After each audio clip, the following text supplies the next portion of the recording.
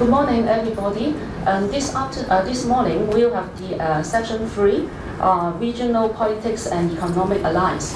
Because yesterday Professor Wen's flight was cancelled, and so he arrived yesterday in the evening. So he couldn't present yesterday. So this morning we will arrange a new arrangement, and he will talk about the China economic crisis and One Belt, One Road.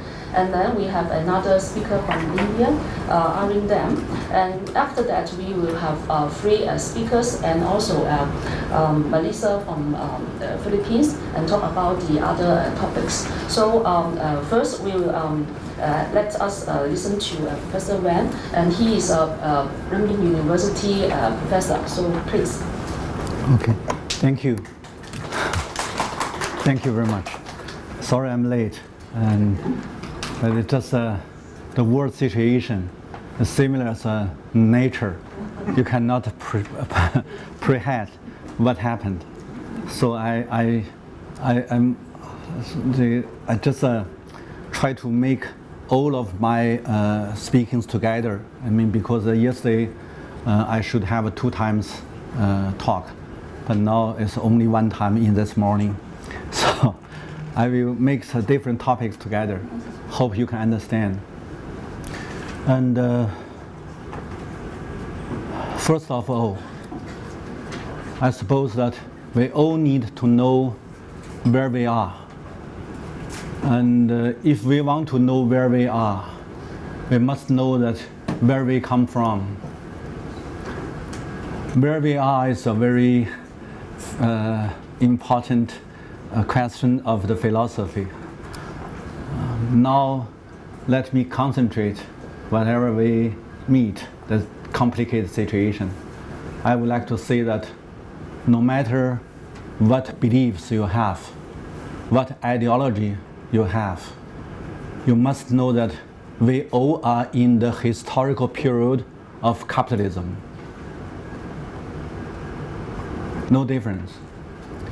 No matter you're from which country, from which nation, minority or majority, you must know that we all are now in the historical period of capitalism. And then, what is special? The special age or the special era of the world capitalism nowadays is a financial capitalization. Or we can say that it's the global financialization, or the financial globalization. It means that which one is the major threat? That is also the question. Everybody must give the answer when you want to do something. The major threats in this special era of global financialization or financial globalization is financial capital itself. We must do something as a study. You can see that I don't want to study. Okay, but you need to know the basic situation. It's almost all of the governments, all the central bank, now, no matter whatever isms, no matter where they stay,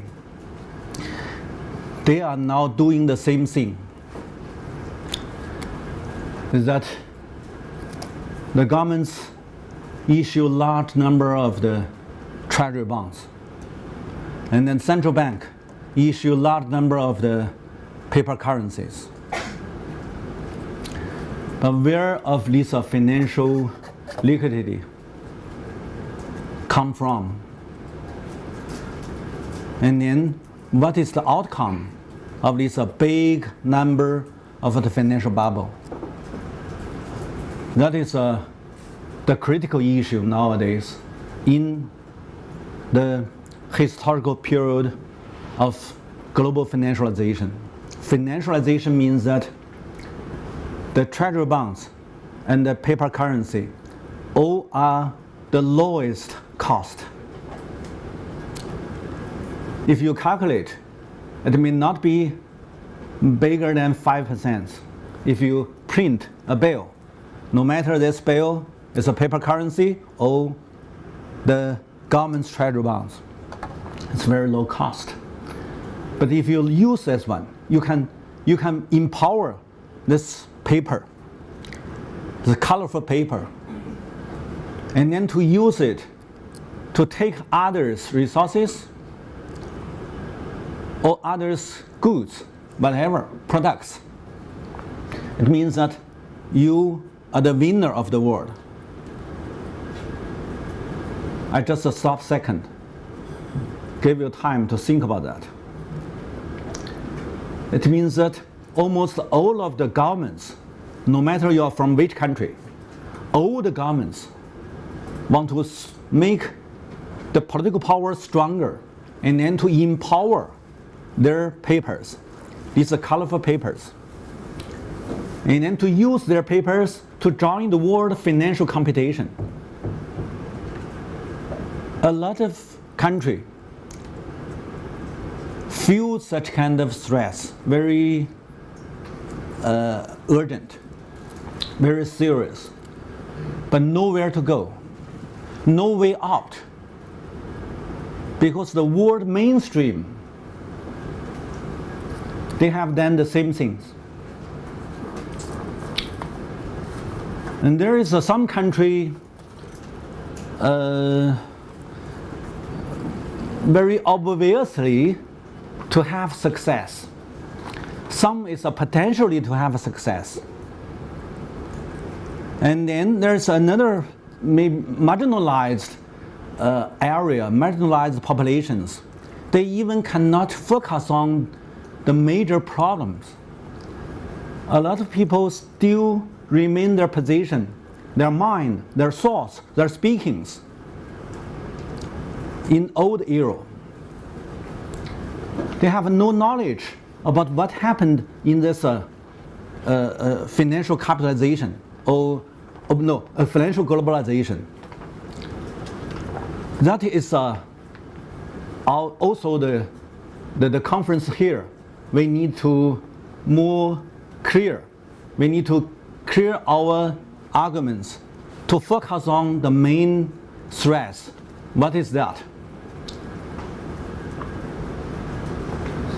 So if we still remain the old times ideology, that may be we still in the Cold War ideology period.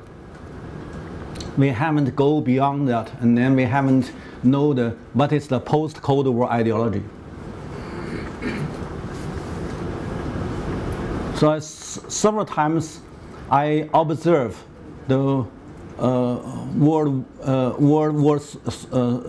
Social Forum and Alternative Forum. I sometimes trying to do some efforts to give the analysis to make people more detailed understand what is the situation we are facing. So this time the first point I would like to present here is that trying to tell you that where we are now. So we are now in this special historical period in name of global financialization or financial globalization. That is very important. I hope you pay attention to. The second one I also want to give you as a key point. The modern history in the world gave us very big lesson. That is the Second World War. But when people talking about peace, talking about the civil society, few people can tell you the beginning of the story. The civil society started from what kind of age? After the Second World War, or before. When we talk about NGO movements, and few people have knowledge about where it started and when started. When we talk about developing countries, few people give you the story as the beginning, when and where such kind of concept taking place. We have so many concepts, but these are concepts not created by ourselves. So we may pay attention to some even little studies to know the details, to know the beginning of these concepts. And then when we use these concepts to describe our problems or to draw in the arguments, we may be more careful to know the exact meaning of these things. So let's go back to the so-called modern history. You all know that most of these developing countries to be the so-called nation state. That is also the concept. What is nation state? Where this concept come from? Okay, when we try to use this concept, we must know that most of these developing countries burned out after Second World War or during the Second World War. Why? Before Second World War, most of these developing countries is a colonized area, not exactly the country. And why there's a Second World War? A few people think that this it's because of fascism. Because what? It's because of the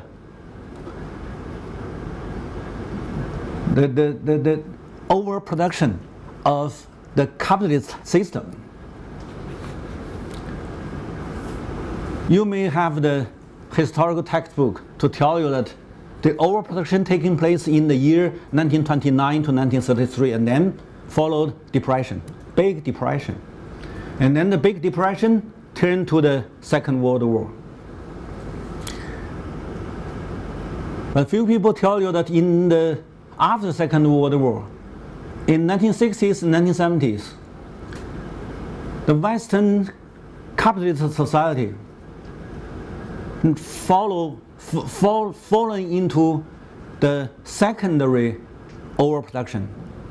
In the end, this world, a lot of working class movements, social movements and whatever, even the city guerrilla movements happened in these so-called Western countries, including of Japan, East Asia country. And then 1960s and 1970s, the left movements in the world grow up everywhere. It's caused by the second overproduction. So the first overproduction turned to the Second World War, and then later the overproduction turned to the social movements. But why there's no the World War III? When we are inside the Second World War, almost all people worry about what is the third time, the Third World War. But when people did facing the challenge of the overproduction again in 1970s, why there is no World War III? If we don't have the picture of the real history, if we just follow this mainstream explanation, it means that nobody can jump out from the Cold War ideology. And then we will have no clear picture, we will have no clear mind, no clear thought. And when we raise up our slogan, we may not understand what kind of slogan original come from. Maybe we follow some mainstream. We helped this mainstream. So that is we have the South-South Forum. It's a link with the World Social Forum. But we are trying to make the South countries, they have a more clear picture to understand where we are. and where we come from. And then we may have a more clear the view side, the vision, to do the observation, and then to do the analysis, and then to follow our actions.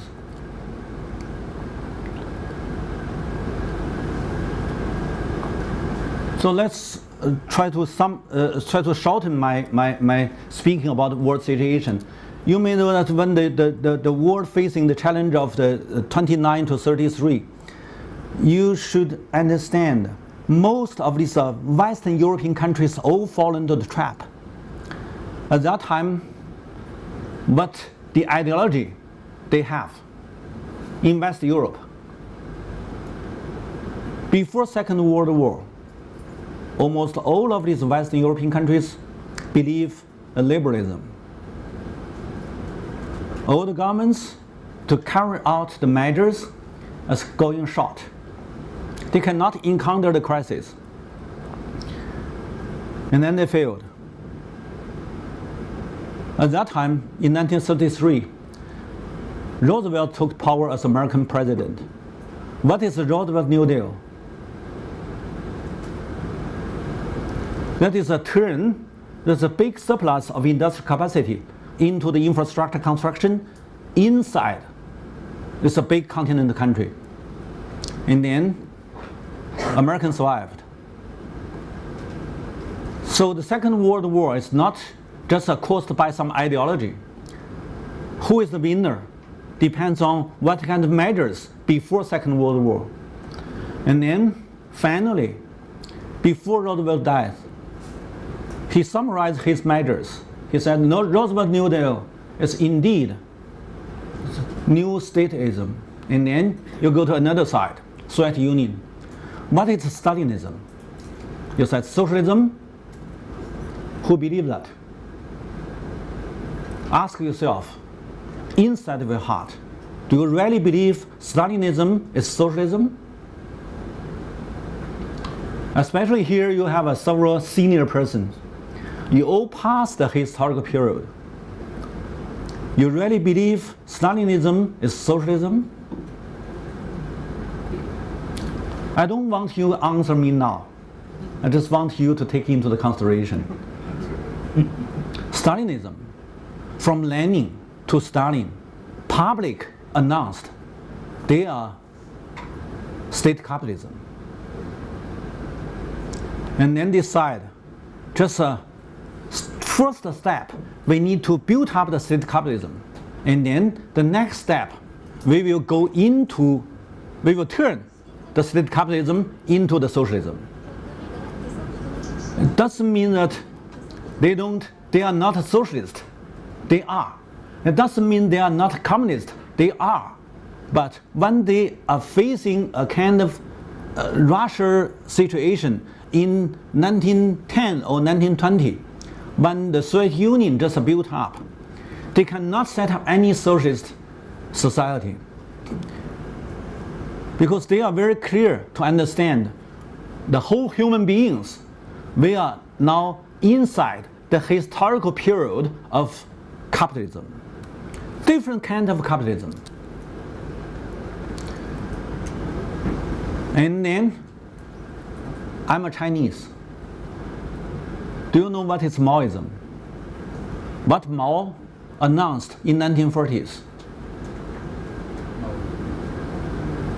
That is a so-called new democracy. What is that?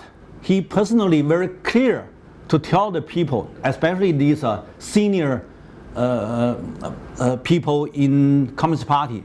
He said the only system we can build up is nationalist capitalism. That is very clear to announce, not only to senior persons inside of the Communist Party, but also to these so-called the other parties. He said the only way is that build up the nationalist capitalism.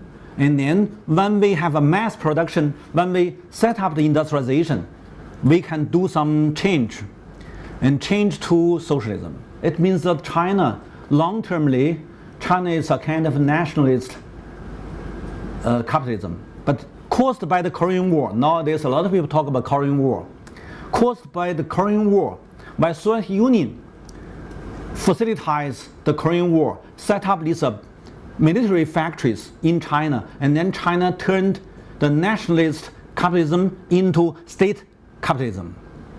Similar Stalinism. And then what is Japan? Also caused by Korean War. American rearmed Japan, re-industrialized Japan. So if you compare these two countries in East Asian region, China got the total amount of the investments caused by the Korean War. The heavy industry and the military industry, machinery industries, total amount from Soviet Union in 1950s is less than $4 billion. But the total amount in Japan is $14.8 billion, means 3 times bigger than China. And Japan reindustrialization more faster. Just 1960s, Japan finished reindustrialization. And then 1970s, large number of exports. The exportation threat Western countries and US at that time. So and then followed by 1980s, the Western countries organized as a kind of group to enforce Japan to have a change. That is then what happened followed, I think that you all know. I don't want to waste the time. But the same situation like China. China later, because China got foreign investments smaller than Japan and a big terror and big population. So China set up the industrialization in the 1980s, 2 decades later than Japan. And then from 1980s, China exports. And also threat the Western controlled, the so-called the global situation, the global order. So the world system cannot be set up by Japan, also cannot be set up by China.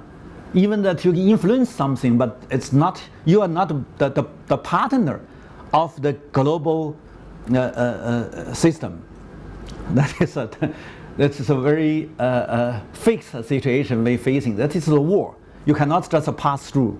It's a war.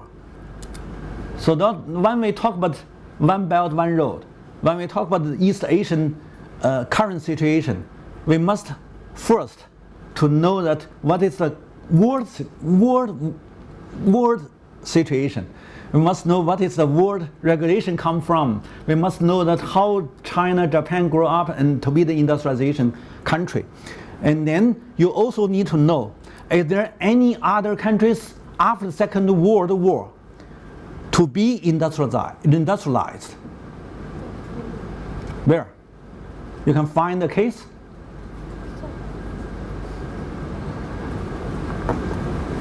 Korea? East Asian. Only East Asia, yes.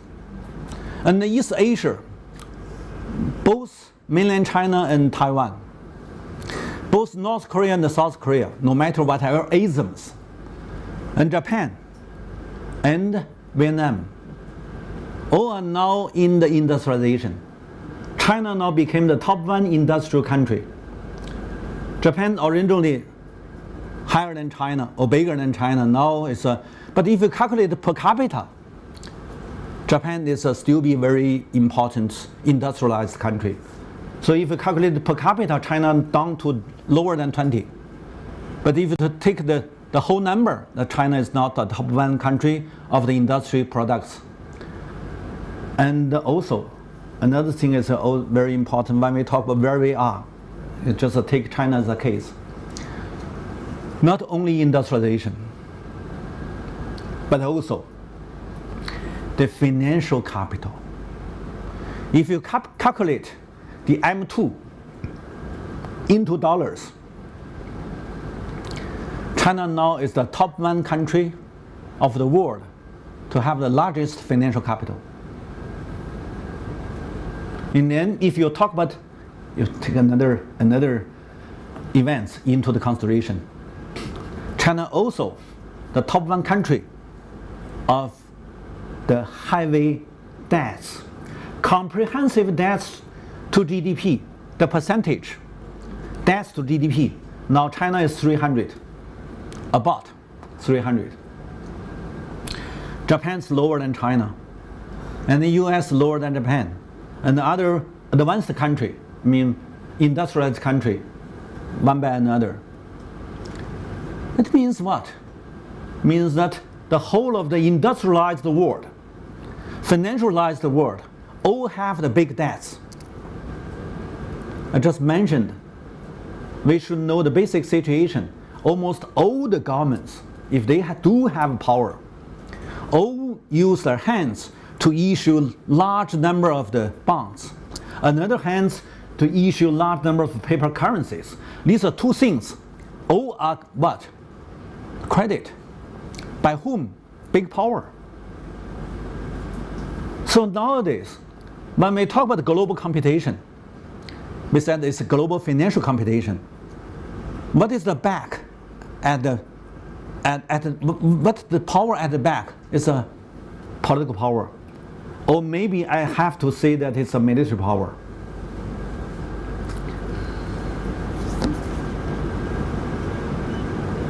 That is a basic situation. So when we talk about after the Second World War, there are many countries to gain so-called independence, and then to have the civil society and NGO movements, whatever. You also need to know that what is the background of these so-called NGO movements and civil society movements, whatever. If you cannot set up the linkage between this global situation and your movements, maybe you have your own principles, but there will be the discussion to focus on the reality, the real problems in the world. Okay, so let's turn to the so-called new strategy in China about One Belt, One Road, and so on and so. I just gave you the basic knowledge about the Second World War, and before Second World War there is a very serious problem of the overproduction. And then overproduction, some country to use a special measure, that's like Roosevelt New Deal, to change the industrial capacity into the infrastructure construction, and then finally win the Second World War. That is the world historical experience. Few people understand when Soviet Union collapsed,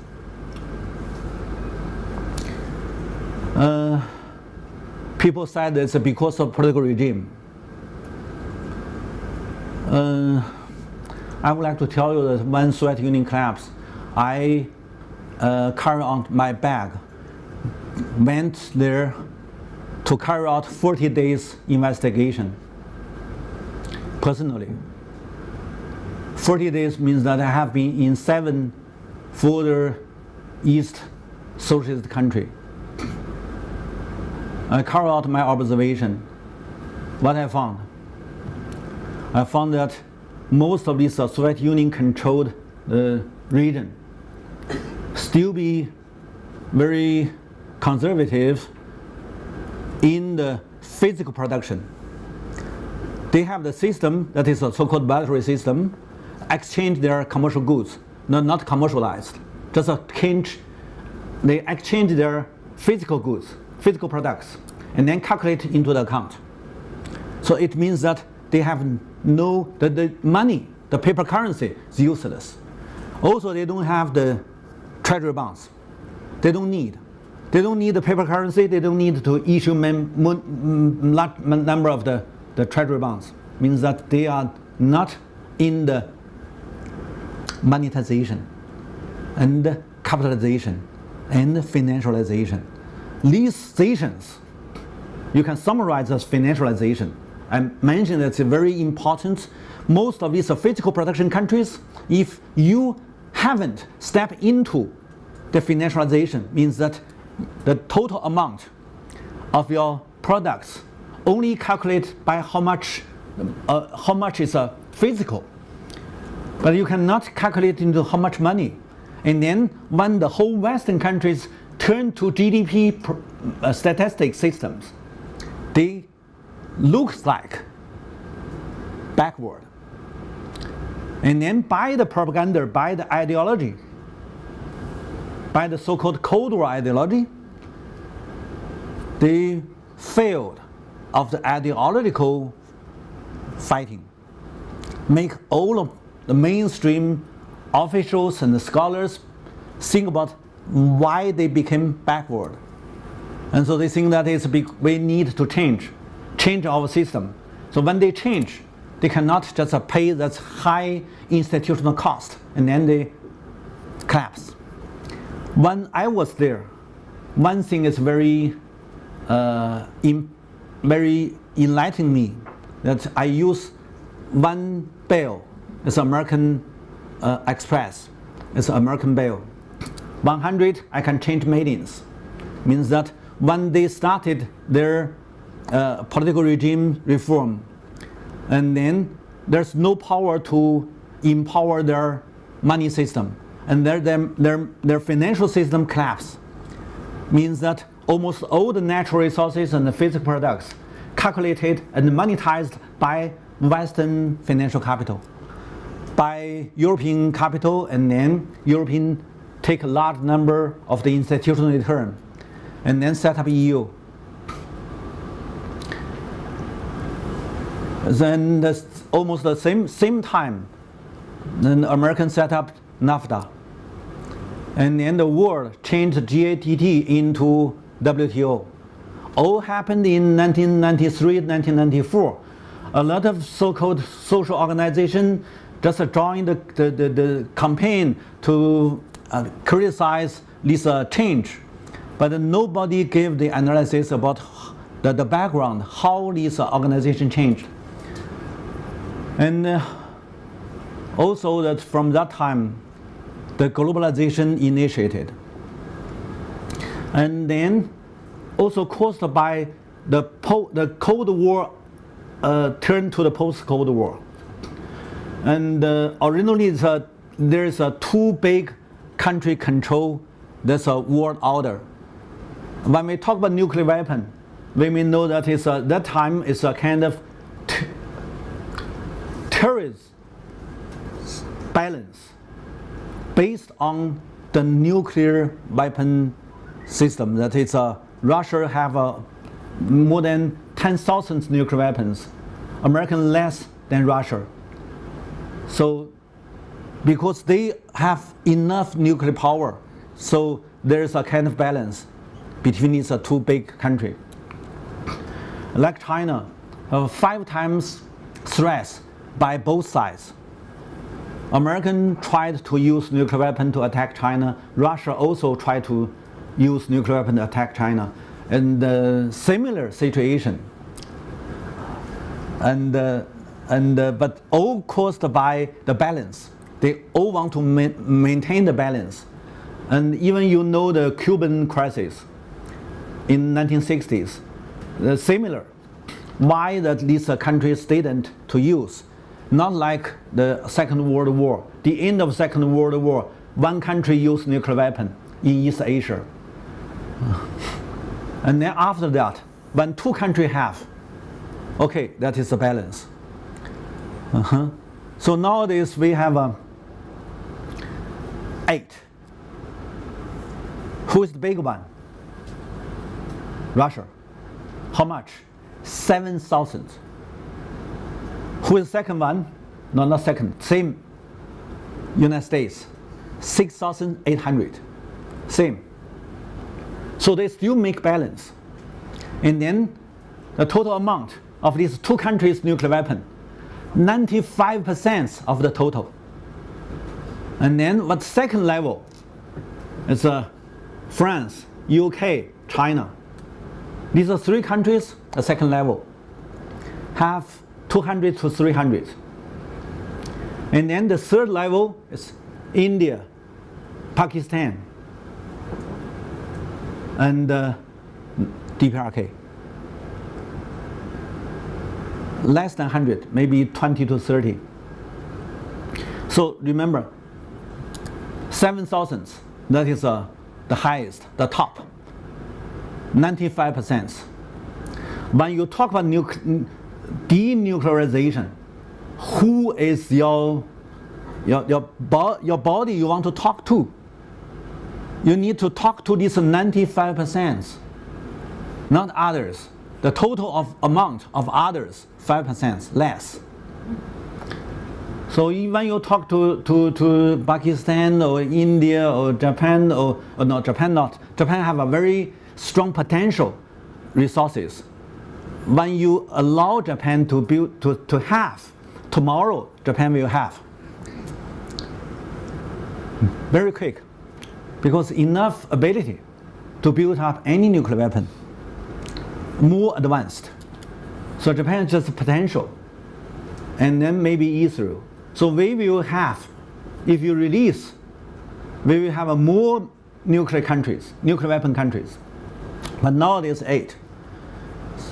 So when you want to have some kind of social campaign, you may first understand which one you need to talk, want to reduce, because that 7,000 is enough to destroy the whole globe.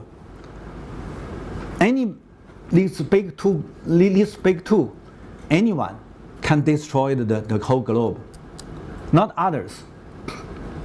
And let me tell you, except these two big two, the second level, the third level, nobody can use nuclear weapon. Even they have. It just means that they have. But doesn't mean they dare to use because it's too small. And then if these big two maintain the balance, control the whole world, it means that nuclear weapon still be a kind of event.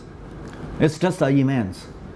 And then both of these two doesn't want this nuclear weapon to be a very practical issue, and then that is not. So we got to think about what is that. And then after Second World War, when we talk about this Soviet Union collapse, we may say that is because originally they have much more than recent years. And caused by the reduction of nuclear weapon, they do reduce. And then there's a big change. When we observe this Soviet Union collapse, we may see that their natural resources and the physical products all monetized by Western countries, and then Western countries benefited by such kind of big institutional change. And then the whole of 1990s, the Western world grew up to show that is a so-called institutional advantage, and make almost all the developing countries believe only one model, that is Western capitalism, is our future. And in 1990s, China also very backward. And I was that time several times in Western countries, especially in the United States. Most of people believe that China collapsed. You may think about the first half of 1990s. Almost all the world believe Soviet Union has been collapsed, and then must be China. So when that time, and China have learned a lot, take this lesson, and then China accelerate. Let me tell you, it's very strange. Since the year 1991, Soviet Union collapsed, and then 1992, China started to accelerate monetization and capitalization. If you read my book, you can find that it's started from 1992, and then China issued large number of the paper currencies. It's also because of that time until now, China hasn't allowed free convertible, and China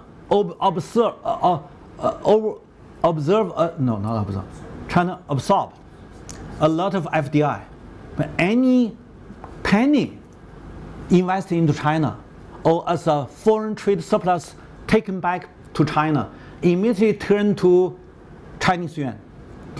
So and then by such kind of foreign trade or by absorb a lot of foreign investments, China very fast to increase the financial capital. And then 15 years later,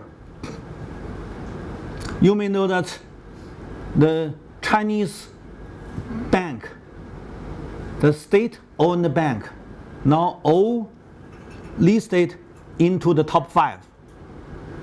The top 1 bank in the world is ICBC, China Industrial and Commercial Bank. The second one is a construction bank in China. The third one is maybe JP Morgan. The fourth one is a Agricultural Bank of China. And then the fifth is a China Bank. It's caused by the financialization in China inside, not outside. The Chinese money cannot be outside. So inside of China, they accelerate monetization, and China avoid the same problem as Russia. And also caused by that, when the global financial crisis happened, China also survived. Most of these so-called BRICS, like Brazil, like India, like Russia, and so on and so, and facing the challenge of the financial crisis, they got big trouble. But caused by China never allow free convertible and not allow free entry, free retreat of this foreign capital. So now China survived. When you do want to give some comments, you'd better first understand how China jumped out from this trap. Originally in 1990s, all people believe China collapsed. But now all people think about China's threats. Threats what? Threats the originally built up after the Second World War by big brothers. They control this international society, especially the financial globalization.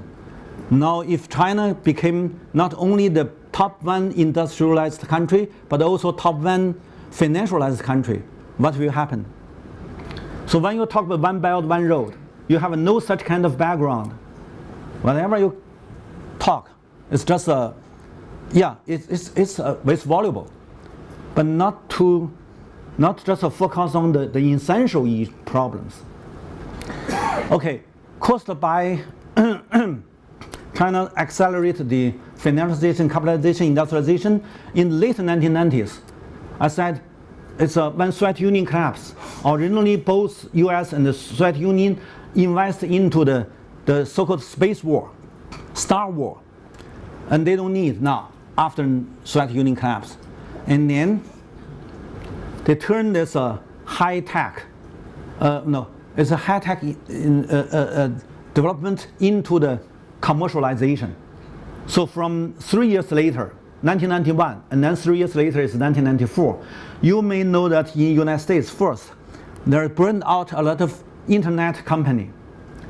Why not from 1991, 1992? Because 3 years should be reserved their secrets. And then 3 years later, they can open to the markets. And then there is a so-called beer gas and many stories taking place. It's not because these guys more clever. It's because of the institutional cost has been paid by military departments, by the governments. So you take these new creatives, they just take the institutional returns.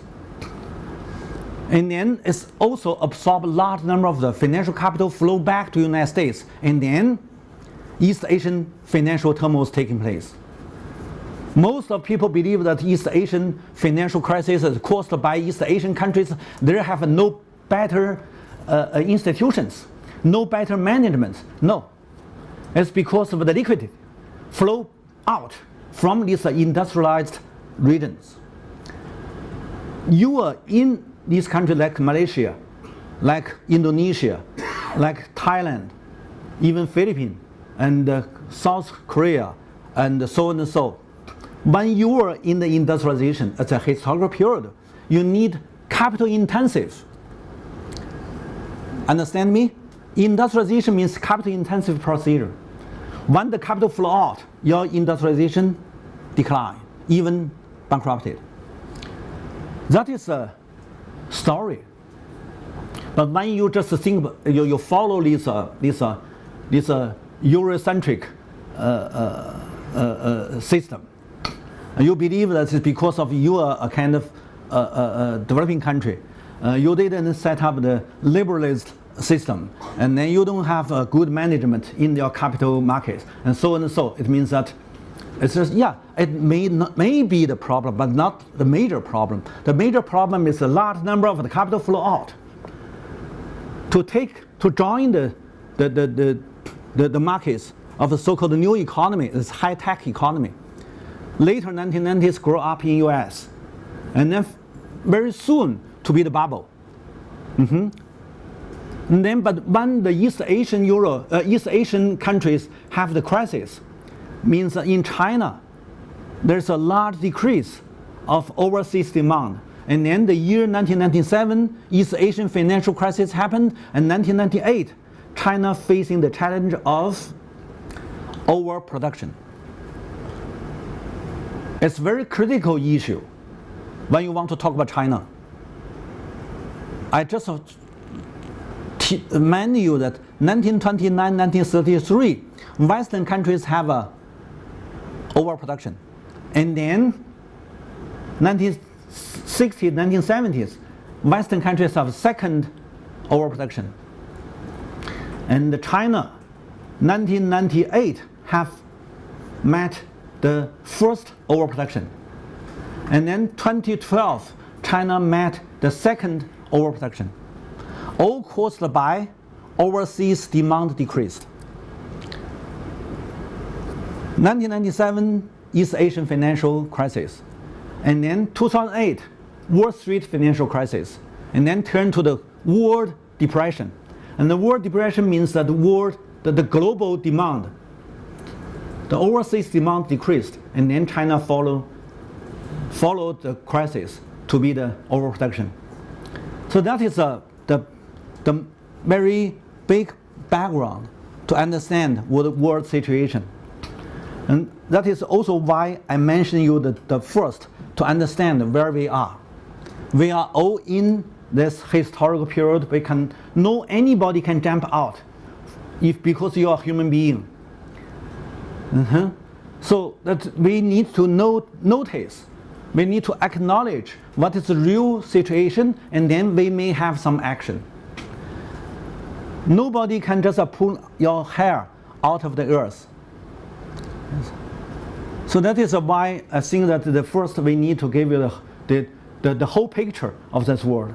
And then let me tell you that why the Western countries haven't turned their second overproduction into the World War III. Because in 1970s, after the Second World War, there's more than 100 developing countries grow up. It means that all these developing countries believe the colonial master countries model, that is modernization. And then they all want to set up industries. So they all want to follow their master countries. And then their master countries this time can transfer out their labor-intensive industries, commercial goods productions to these developing countries. They don't need to fight each other, to destroy others' industries. But before the World War II, there's no developing countries. So they got to fight each other. Now they just transfer out their overproduction industries to other developing countries. So that is, there is in Asian area, we have 4 tigers, 4 dragons. It's not imagination, not so-called, how to say that? Anyway, it's because of they transfer out. And then what you take labor-intensive industries? Yes. You take light industries? Yes. You take textile industries? Yes. But can you take machinery industries? Can you take heavy industries? High-tech industries? No way. That is a new order in the world. But how China, Japan can be fully industrialized because of the Korean War. When Korean War happened, originally Japan, even the, we don't want to talk about the army. They don't have army after the Second World War. Even the police only have a stick, no gun. And then, just caused by the Korean War, American rearmed Japan to set up heavy industry and machinery industries, but not exactly military, only can facilitate Korean War. But after Korean War, Japan, controlled by US, only can produce automobile and color TV, and these are commercial goods, not military products. And China, at that time, to be the independent country, to have their own sovereignty, so China can use these military industries to continue for the military products. That is the difference. And to maintain such kind of military industries, China need to pay more than double cost, because military industry products only can be used in war. But if you have no war, means that you only can invest, no return. So means that you have a more big cost. That is why in 1960s, when Soviet Union retreated from China, China became more poor country, because most of this capital invested into to maintain such kind of heavy machinery, military industries. Until 1970s, when China have the conflicts with the Soviet Union again, and then American joined this game, and then American said, especially Nixon president, he said we can retake back China. And then Western countries in 1970s, caused by the overproduction, invested into China with this light industry, textile industry, chemical industry, whatever. So to make China to have a perfect structure of industrializations. Now China to take this position nowadays to be the top one industrialized country. So when we talk about that, we must understand the whole of this historical period, and then we may understand why now China need to have this so-called One Belt, One Road. That is China want to maintain the peace, not going to the war. And then they use their industrialization can give more benefits to these border countries. And also because these border countries around China, no one can be industrialized. So that's, if you think about the new trends of the world, one side, I mean the mainstream, going into the financial globalization, but another side, not only one side, we have several different sides, okay? And then we can have a whole picture of the world. Another side is regional integration. Before the One Belt, One Road, what is the potential structure in the world? European reunified as EU, and then they are trying to make Russia going inside. So the whole globe will have a kind of triangle, stabilize this world order. NAFTA is an American continental both. And then Europe links Russia to be European regional integration. And then Asia, certainly that you know that Korea, Japan, and China all have been industrialized. And then the ASEAN nowadays trying to set up their industries, so they can have the facilities from the Northeast Asian area. So there is ASEAN plus one, that is ASEAN plus China. And then ASEAN plus two means ASEAN plus China and Japan. ASEAN plus three means Korea inside.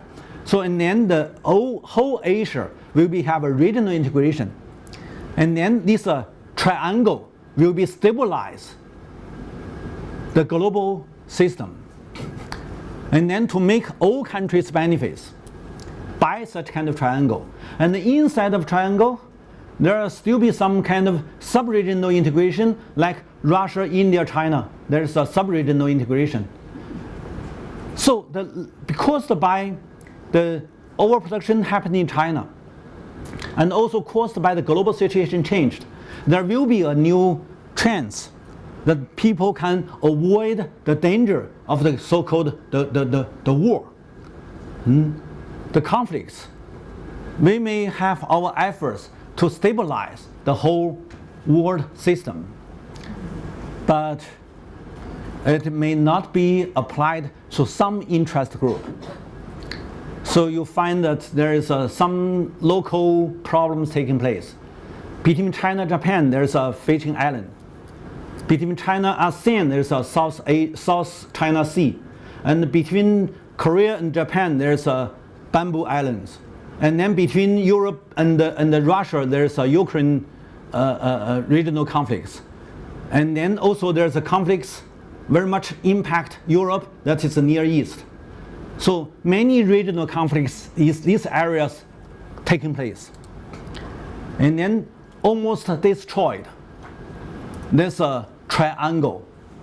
You know, triangle is much better than polar power system. I don't want to criticize. I said this because of some interest group. Any country, whatever ism you have, the main influence is from your main interest group inside of a country. That is the so-called regulation. So if you want to do some analysis, just go back to your own country. You can find which main interest group influence your country. In US, in Russia, in China, in Japan, any country, I think it is quite similar. So nowadays, I think that if we want to do some research or we want to have some exchange, we may first understand what is the global situation, and then what is the regional integration, and then what's the sub-regional integration, and then if you go back to your country, you may know that which interest group in your country can be more influential, and then benefits or not benefits by such kind of sub-regional or regional or triangle in the globe. And then we may have more clear picture to understand the whole world situation. That's it. Thank you very much. Thank you.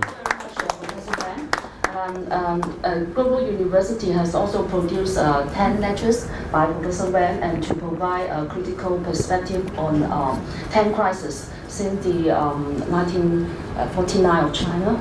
And so, and actually the lectures is based on his books, 8 Crises, and now the Korean version has already come out. And but however, the English version will be based on the second edition of the Chinese book. So the translation team is still waiting for the second edition.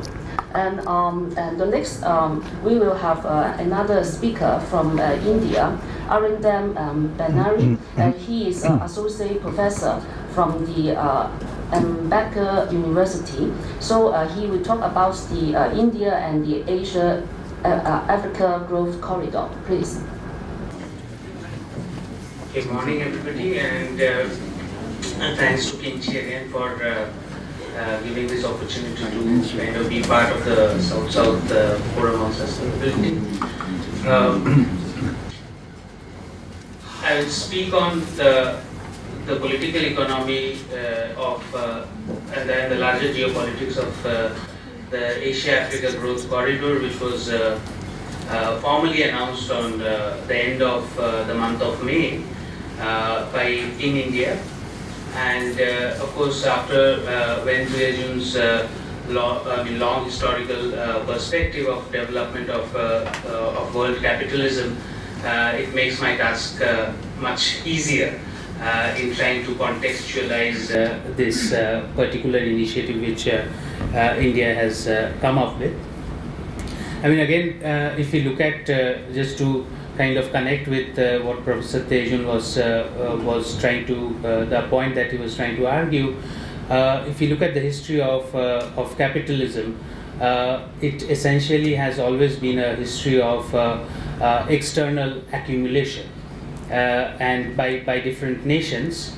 The colonialism, the long history of colonialism has played that role in multiple ways, extracting tribute from colonies, using it for capital accumulation at the core of the world, forced deindustrialization of colonies in certain cases, India, China, Egypt, and of course the large-scale mass out-migration of people from the European continent into the New World, in some sense helping in solving or addressing the labor question of under rapidly developing capitalism at the core of the world.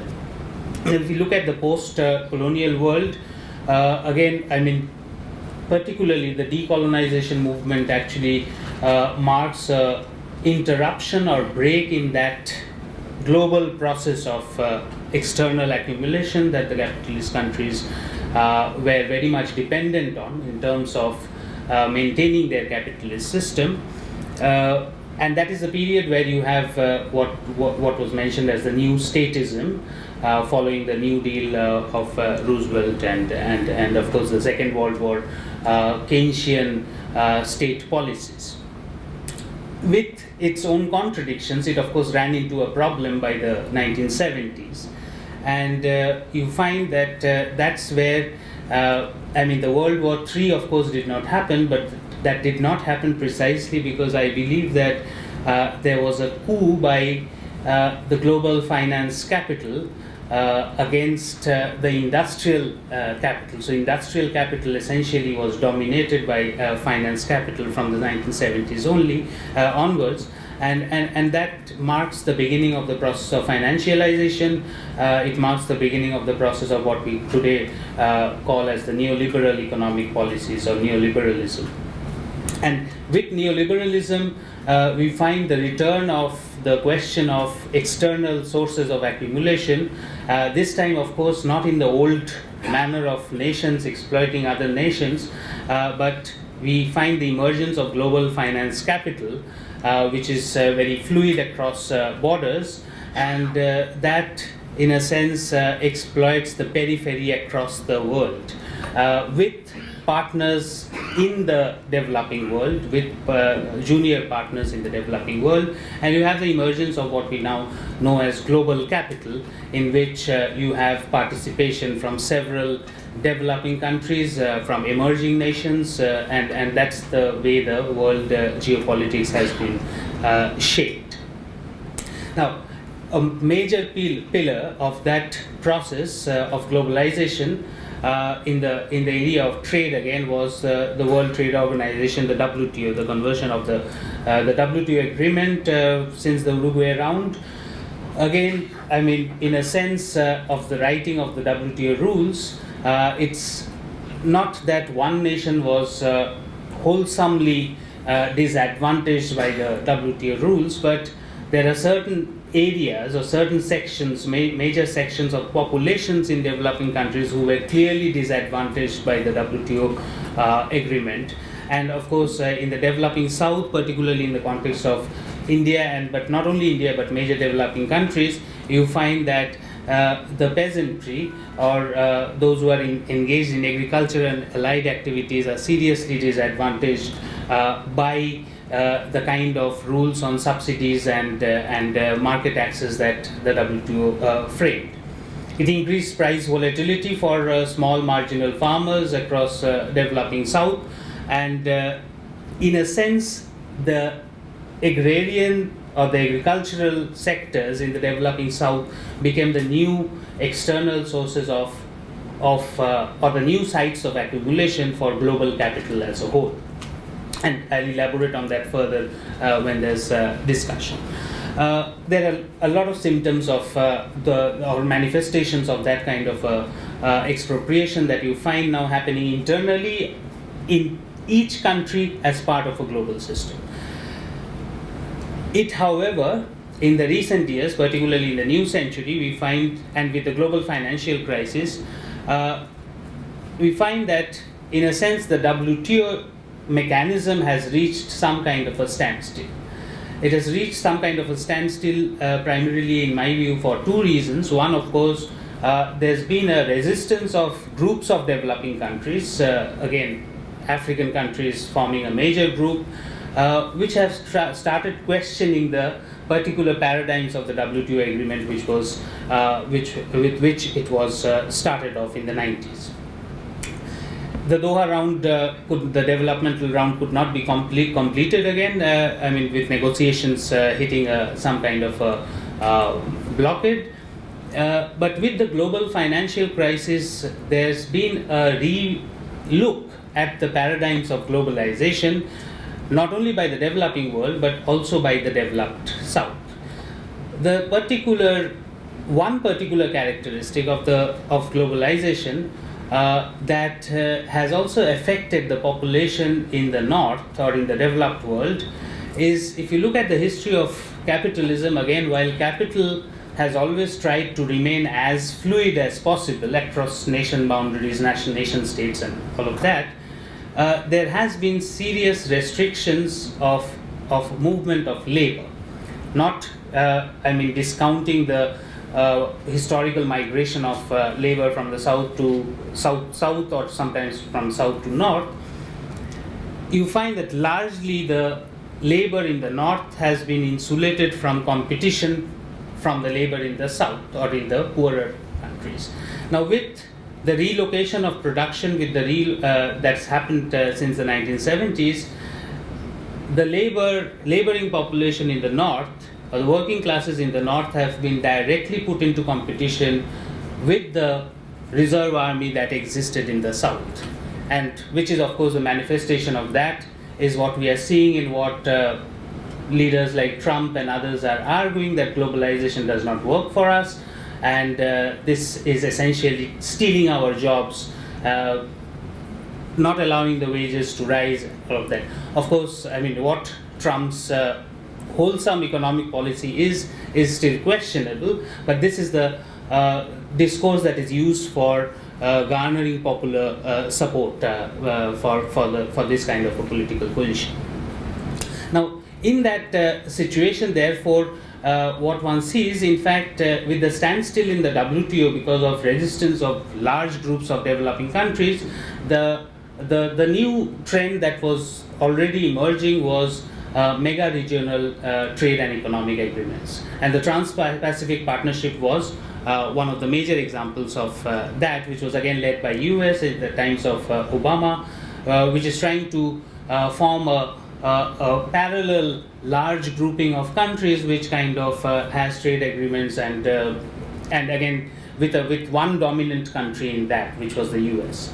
Now, with this revisiting or relooking at whether globalization works, it steals your jobs and all of that, and with the dissolution of the Trans-Pacific Partnership that Trump kind of undertook, there is, in a sense, therefore, a vacuum as far as global trade negotiations are concerned. And I think it is in that vacuum that creates opportunities for other major countries.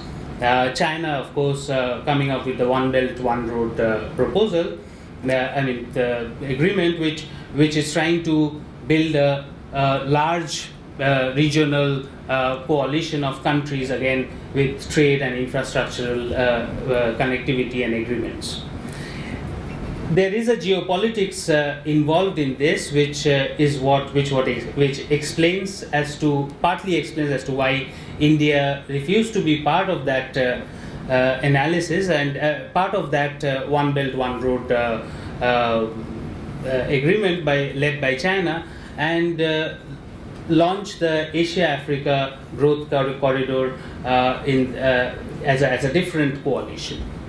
Now, the popular narrative that you again see in the media and in the general discourse is India refused to be part of the One Belt, One Road initiative, largely because it said that one of the infrastructural developments, one component of that was happening through the area which is Pakistan occupied Kashmir, and India raised the question that this is Kashmir again is a disputed territory for a long period of time, and India raised questions of sovereignty or Chinese interference in Indian sovereignty by building, when China is going to build or invest in roads and infrastructure in that region.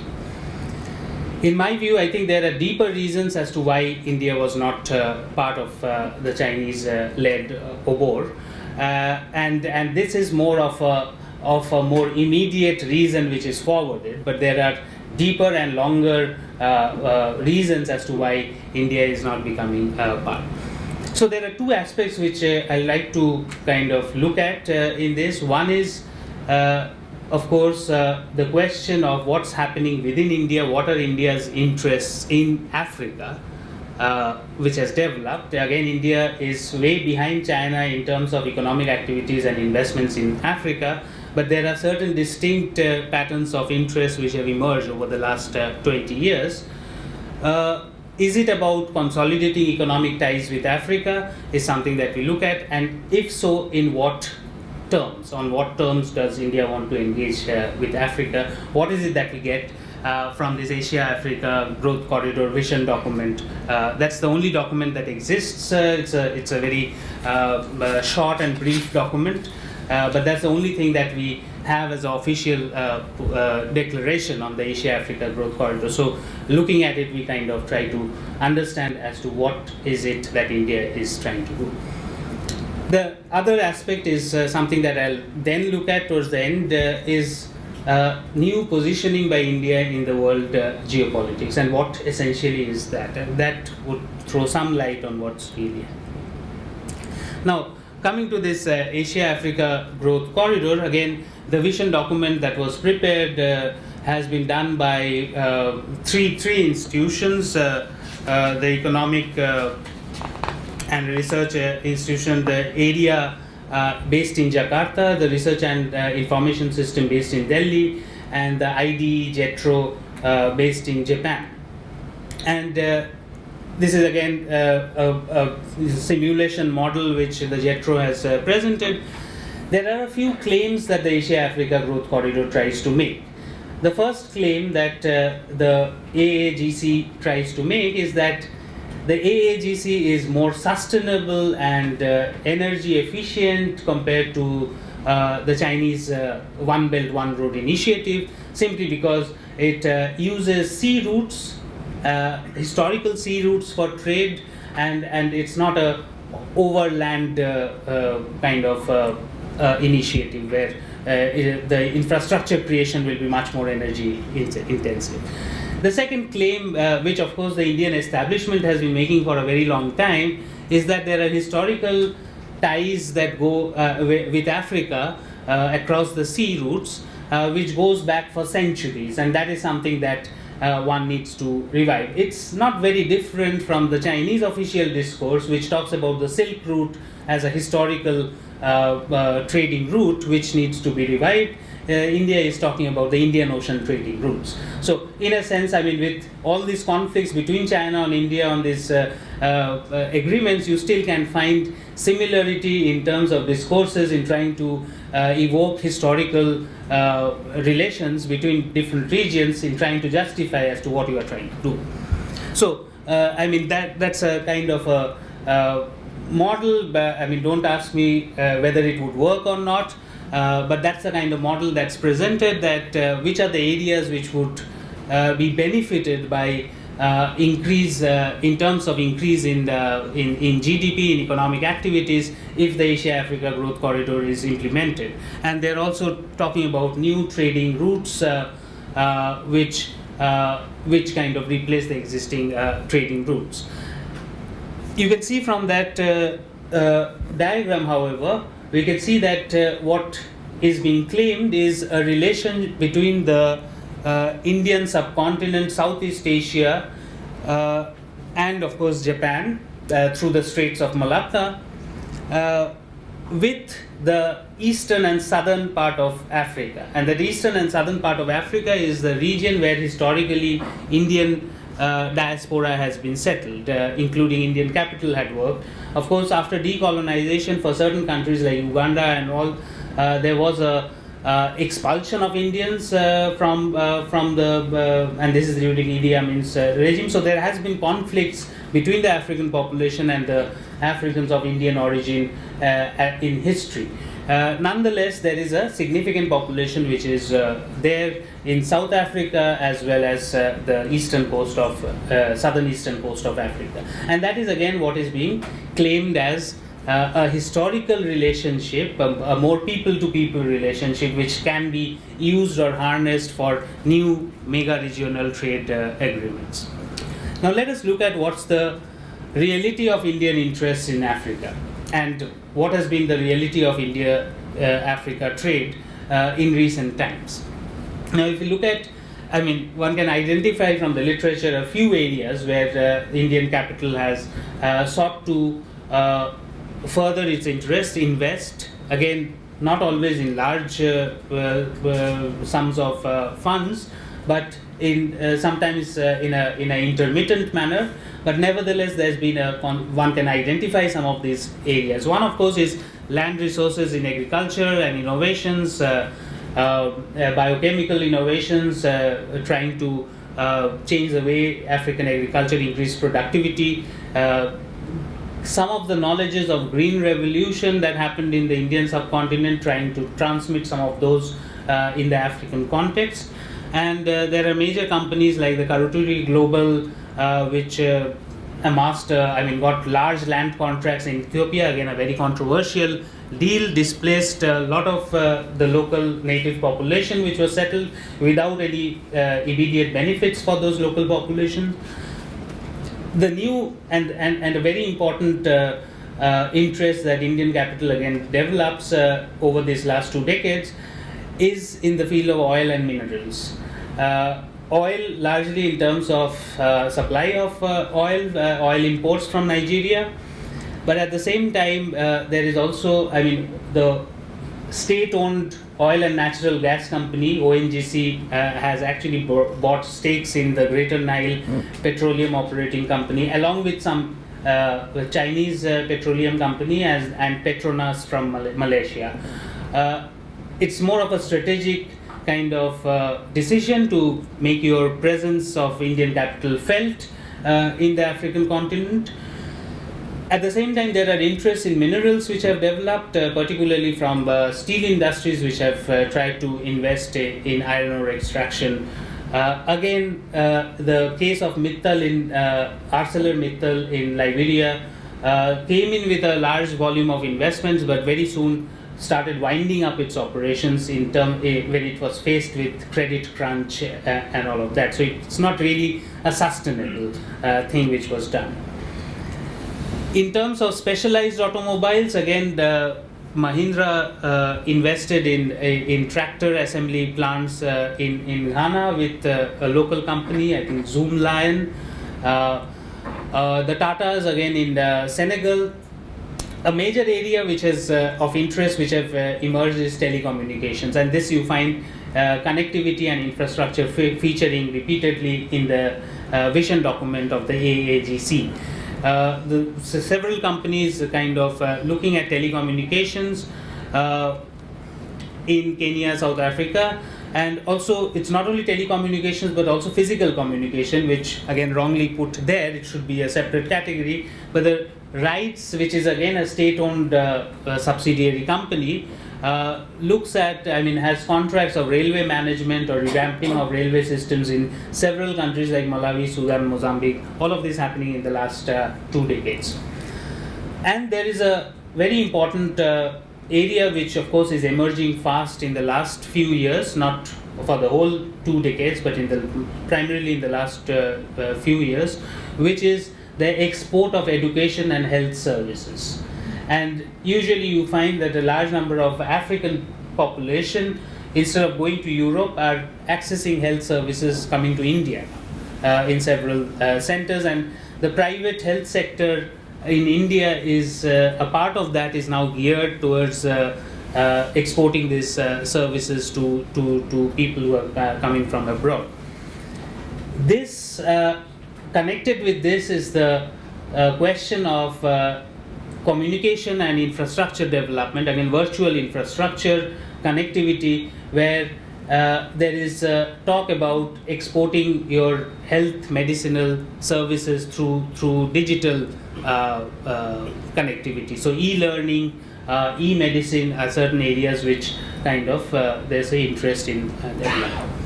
Now, what has been the reality of India-Africa trade? Two things that we can look from here. This is again, that figure basically gives us the distribution of India-Africa trade, exports, imports, and the total trade share. Those are the three colors that you find there.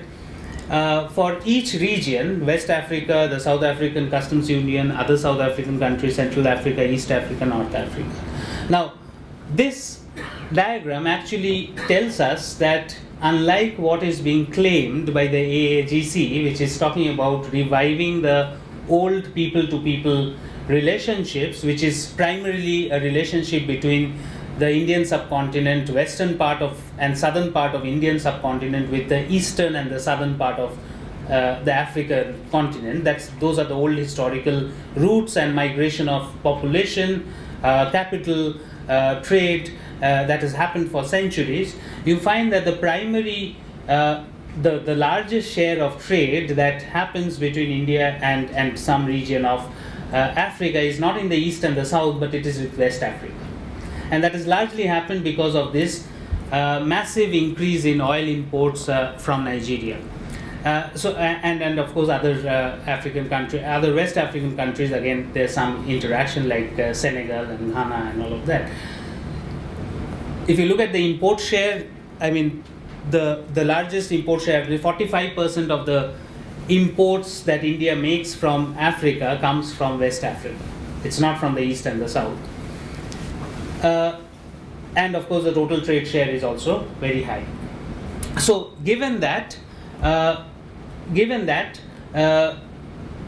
if you look at the export shares, again East Africa is where the Indian exports go, but there's not much of imports from East Africa. North Africa again has emerged as a major new market for Indian exports. So definitely the relationship between India and Africa as far as economic relations are concerned, trade relations are concerned, there are certain new components in those relationships, and it's not exactly the old kind of revival of the old relations that is being claimed. But the more important thing that one needs to look at is that between 2000 and 2007-8, you find that there was a massive, very rapid increase in terms of volume of trade between India and Africa, going up to $30 billion. 2014-15, again $71 billion US dollars. But beyond 2014-15, and this is not only the case between India and Africa trade, but this is generally the trend of Indian trade, there's been initiation of a declining trend. And you find that last 2 years, trade between India and Africa and trade for India itself is declining. And that brings us to the question of what is happening to the Indian growth story. Again, in the popular discourse, and the discourse that's meted out by the Indian establishment, the government, is that India now is amongst the largest countries, is the fastest growing country. It has a higher growth rate than what China has, particularly with China's growth rate coming down. Now, of course, India has experienced a very high growth rate from 2003 onwards. There's no two questions about it, but there are very important questions which have been raised about how the growth rate is being measured in India, and whether and how high is India's high growth rate. Is it really at that 7% level, or is it something different? Now, this debate that's happening in India currently is popularly, again in the academic circles, is known as the GDP wars, people fighting it out on the GDP numbers. There are two issues. One is there was an old issue which was pointed out much earlier on the measurement of services, and often it was found, particularly in the case of telecommunications, that there is over-reporting by companies in terms of the numbers of subscribers, so that they can corner greater shares of the bandwidth, and that in a sense has been questioned as to whether the services were growing as faster. So there are studies which show that the telecommunication services, if you kind of control or make corrections for the over-reporting, the growth rates might come down for particular sectors by as much as 9 to 10%. That's of course the old issue. What triggered off the new GDP debate and the debate on the GDP wars is that there was a change in methodology. The GDP figures were the old GDP series was based on the 2004-5 year as the base, and the new GDP series which has been brought out is based on 2011-12 as the base. And when that change was made, usually when base years of GDP series is changed, the GDP growth rate changes a little, but not, I mean, it will be by 0.2%, 3%. There can be changes of GDP growth rates for particular years. In this case, for 2013-14, by the old GDP series, the growth rate was 4.6 and the growth rate went up by 2%. And immediately there were questions, and it was found that for the manufacturing sector, the old GDP series for 2013-14 gave a growth rate of minus 0.7%, and the new series said that the manufacturing growth in that same year was not minus to 0.7%, but it was 5.3%. Now that's a massive change. I mean, a sector which is showing declining output, and which is still true. Even the new data shows that manufacturing output is declining, but the value added has actually shown a massive increase in terms of growth. The controversy is that there was a subcommittee which was set up to estimate the private corporate savings from the new database. Also, the database was changed, the MCA 21, and the subcommittee in its 2014 report reported a particular level of savings, but when it came out with its final report in 2015, it showed that it substantially jacked up the savings thing. And you find that the private corporate savings between these two periods, by this report of the same subcommittee, went up by as much as 257%. And this has not been verified by any independent body. That how from the same database, the new database, in September 2014 you find a certain level of savings of the private corporate sector, and in another 9 months you find that that's gone up by 257. Interestingly, the earlier report is nowhere in the public domain now. It's only in some academic articles that it has been pointed out. So taking all of this into account, the Indian growth may have also come down, particularly after 2012 with the global deflation again that Professor Wen Tiejun was saying.